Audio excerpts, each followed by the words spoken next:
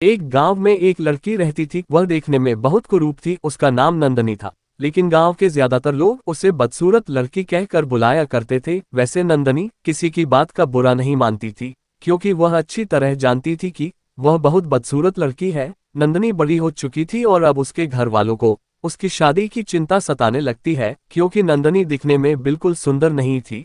इसलिए उसे कौन पसंद करेगा, ये सवाल घर वालों को खाए जा रहा था। लेकिन नंदनी अपनी ही दुनिया में खुश थी। उसे शादी करने की इच्छा नहीं थी। वह पुलिस में भर्ती होना चाहती थी, इसलिए उसका ध्यान पुलिस की भर्ती में होता है। वह कॉलेज पहुंच चुकी थी। नंदनी के कॉलेज में एक बहुत बड़े डॉक्टर की लड़की पढ़ती थी, जिससे नंदनी की दोस्ती थी। नंदनी अक्सर अपनी सहेली से ही अपने दिल की बात कह पाती थी। नंदनी की सहेली उसे कभी हीन भावना से नहीं देखती थी, बल्कि दोनों में सगी बहनों से भी बढ़कर प्यार था। एक दिन नंदनी अपनी सहेली के साथ उसके घर खाना खाने जाती है। घर में नंदनी की सहेली के माता पिता उसका स्वागत शाही अंदाज में करते हैं और नंदनी के खाने के लिए एक से एक उत्तम व्यंजनों की सजावट करते हैं। खाना पीना होने के बाद नंदनी अपनी सहेली के साथ जाकर उसके कमरे में बैठ जाती है और कुछ घंटों की गपशप के बाद नंदनी अपने घर वापस आ जाती है। नंदनी के मामा उसकी शादी के लिए एक लड़के का रिश्ता लाए होते हैं, जो बैंक में गार्ड के पद पर नौकरी करता है। नंदनी पुलिस ऑफिसर बनना चाहती है और इसलिए वह शादी के लिए तैयार नहीं थी।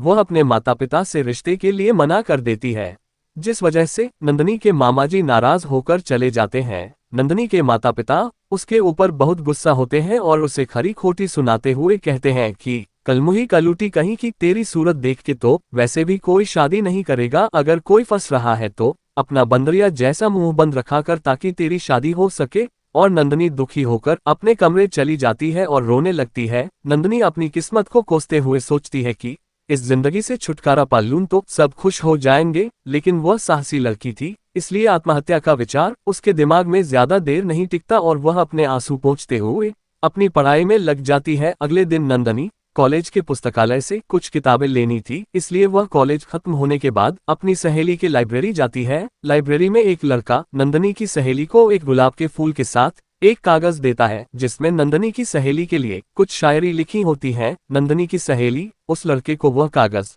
वापस लौटा देती है और कहती है, मुझे इन सब बातों में कोई दिलचस्पी नहीं, कृपया दोबारा मेरे साथ ऐसी हरकत मत करना।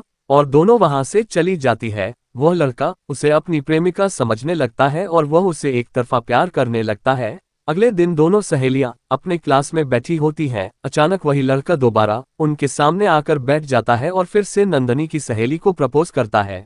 लेकिन इस बार उसे लड़की एक जोरदार थप्पड़ मारती है। लड़का कुर्सी से नीचे गिर जाता है। डॉक्टर नंदनी को कहते हैं, बेटी तुम्हें बहुत बड़ा झटका लगने वाला है, क्या तुम तैयार हो?